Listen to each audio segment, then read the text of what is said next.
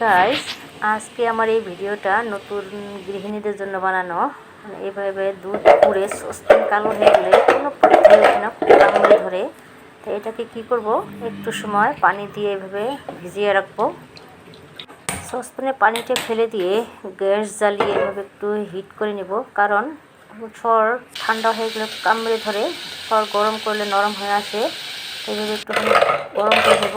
তারপরে দেখুন গরম গরম এভাবে পাতলা চামচ দিয়ে করব, মোটা চামচ দিয়ে হবে না, পাতলা স্টিল চামচটা নেব।